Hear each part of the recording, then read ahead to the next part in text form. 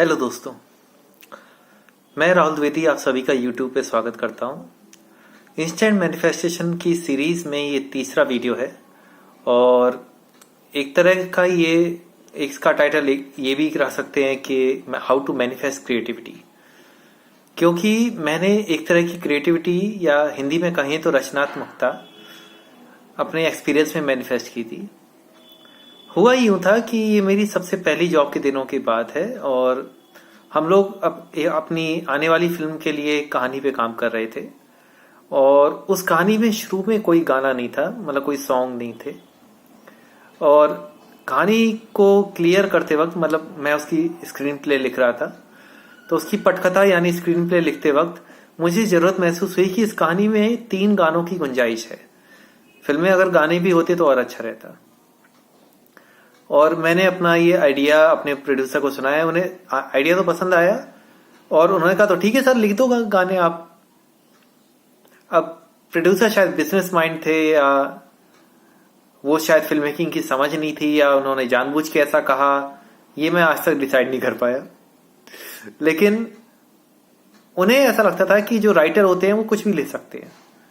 अब उन्हें कैसे बताएं कि स्क्रीन प्ले लिखना एक अलग चीज है और गाने लिखना एक अलग चीज है। मैंने कभी गाने नहीं लिखे थे, मैं कहानियां लिखता था, स्क्रीन प्ले लिखता था, पटकथाएं लिखता था, गाने कभी नहीं लिखे थे।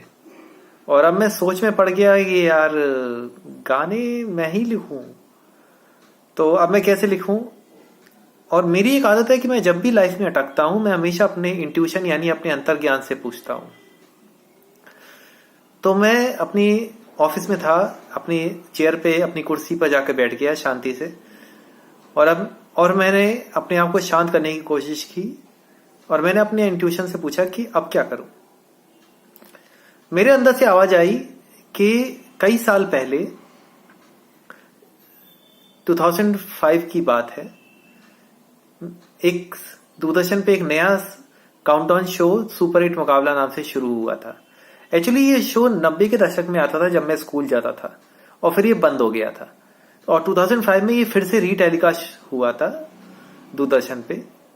और उस दौरान जो उसके एंकर थे साजिद खान, उन्होंने लिरिसिस्ट समीर, मतलब गीतकार समीर का इंटरव्यू लिया था और एक सवाल उन्होंने पूछा था कि जो लोग गीतकार बनना चाहते हैं तो उनके लिए आप क्या सलाह देंगे। तो समीर साहब ने सिर्फ एक ही सलाह दी थी कि वो जितना ज्यादा हो सके गाने सुने, जितना ज्यादा वो गाने सुनेंगे अपने आप उनके अंदर ये विधा, ये रचनात्मक कला अपने आप विकसित होगी। और फिर वहीं से मुझे एक दिशा मिल गई और मैंने अपने गानों की लिस्ट बनाई कि किस तरह के गाने मैं लिखना चाहता हूं इस कहानी से रिलेटेड, क्योंकि मेरे पास और कोई क्या कहते हैं रास्ता नहीं था। तो मैंने अपने कुछ गानों की लिस्ट बनाई, इंग्लिश में भी हिंदी में भी अलग अलग तरह के कुछ गानों की लिस्ट बनाई। करीब अगर मैं अभी काउंट करूं तो करीब 20 के आसपास वो थे गाने और सारे गानों को मैंने अपने मोबाइल में डाला और एक लूप में लगातार अपने ईयरफोन में लगा के लगातार 3 दिन तक मैं उन्हें सुनता रहा। लगातार एक गाना खत्म हो, फिर दूसरा गाना, फिर तीसरा गाना, फिर चौथा गाना, और ऐसे करके पूरे 20 गाने, फिर दोबारा से सारे 20 गाने, फिर दोबारा से सारे 20 गाने। एकदम पागल सा हो गया था मैं। 3 दिन तक मैं ऐसे सुनता रहा क्योंकि मेरे पास और कोई तरीका था नहीं और ना ही मेरे को और कुछ समझ में आ रहा था। और मुझे पता नहीं क्यों समीर साहब की बात पे एक यकीन सा था कि उन्होंने, इतने बड़े आदमी ने कुछ कहा है तो कुछ सोच समझ के ही कहा होगा। और मैं 3 दिन तक सुनता रहा, मुझे भी नहीं पता था आगे क्या होगा, कैसे होगा, क्या होगा। 3 दिन तक सुनने के बाद चौथे दिन मैं जब उठा और उठ के अपने ऑफिस जाने के लिए जब तैयार हो रहा था घर में, तो जब मैं अपने वॉश बेसिन में ब्रश करने आया और मैंने ब्रश हाथ में ही लिया था कि ऐसा हुआ, एक चमत्कार सा हुआ कि ऐसा लगा मुझे कि जैसे किसी ने मेरे कान में, जिस तरह के 3 गाने में चाहता था वैसे ही गानों के 3 मुखड़े, 3 अलग अलग गानों के 3 मुखड़े मेरे कान में किसी ने कहे हो। मतलब मुझे अपने अंदर से आवाज सुनाई दी और मैंने ब्रश वहीं रखा और भाग के अपनी स्टडी टेबल के पास गया। मेरे स्टडी टेबल पे एक पेन, एक डायरी, ऐसा कुछ पड़ा रहता है हमेशा। तो मैंने वो तीनों मुखड़े तुरंत एक पेपर पे लिख दिए और मुझे लगा जैसे मेरी शुरुआत जो मैं ढूंढ रहा था वो शुरुआत मिल गई। एक तरीके से मैंने रचनात्मकता यानी क्रिएटिविटी को मैनिफेस्ट कर लिया अपने अंदर। और मेरे को एक कॉन्फिडेंस आ गया कि शायद आगे मैं कुछ ना कुछ इन गानों का कर ही दूंगा। मुझे तब भी नहीं पता था कि मैं क्या करूंगा, लेकिन एक कॉन्फिडेंस आ गया और मैं बड़ा खुश था। और फिर मैंने रोजमर्रा की तरह ऑफिस जाने के लिए तैयार हुआ। घर से निकलने के बाद जब मैं ऑफिस जा रहा था तो रास्ते में करीब मुझे अपने घर से उस वाली जॉब के दिनों की बात कर रहा हूँ, ऑफिस तक क्योंकि ऑफिस का बहुत दूर था मेरा, तो करीब 1 घंटा लगता था मुझे पहुंचने में।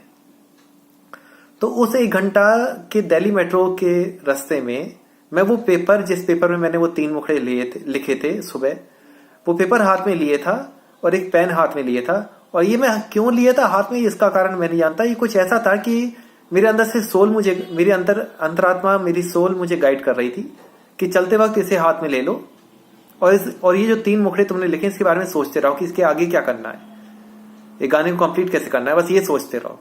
ऐसा लग रहा था जैसे अंदर से कोई गाइड कर रहा है मुझे। और जब तक मैं ऑफिस पहुंचा मैंने 3 गाने कंप्लीट कर दिए थे। हर गाने में 2 अंतरे उसी 1 घंटे के रास्ते के दौरान मैंने लिखे। खुद अंदर से आवाजें आ रही थी और मैं राइट डाउन करता जा रहा था। और आप लोगों को लग रहा होगा कि ये कुछ ज्यादा ही फैंटेसी वाला मिराकल है, जबकि मैं इसे कोई मिराकल कहने को, समझाने के लिए मिराकल शब्द हम इस्तेमाल कर सकते हैं, बट मैं इसे कोई मिराकल या चमत्कार नहीं कहूंगा, क्योंकि हर रचनात्मक इंसान, हर क्रिएटिव इंसान के साथ यही होता है। आप बड़े बड़े साइंटिस्ट की या बड़े बड़े गीतकार की या बड़े बड़े पोइट की, कहानीकार की अगर आप बायोग्राफी से उठा के देखें तो उनके साथ भी यही हुआ है।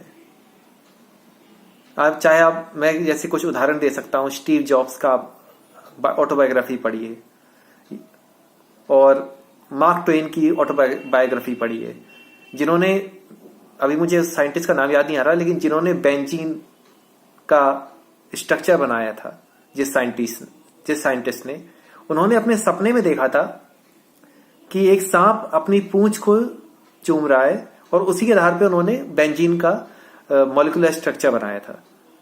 ठीक वैसे ही एल्बर्ट आइंस्टीन को जब भी कोई प्रॉब्लम होती थी तो वो एक छोटा सा नैप लेते थे और जब वो नैप लेके उठते थे तो उस प्रॉब्लम का सॉल्यूशन उनका अंतर्ज्ञान उन्हें दे देता था। तो हर वो चीज जो हमारे पास होती है वो लिटरली भगवान की, यानी हमारे अंदर जो ईश्वरीय शक्ति, उसकी देन होती है।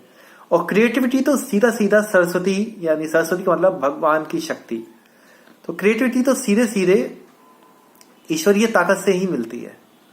और वही मेरे साथ हुआ और इंस्टेंटली ये सिर्फ चौथे दिन ही मैनिफेस्ट हो गया था। तो एक तरह का इंस्टेंट मैनिफेस्टेशन है मेरी लाइफ का।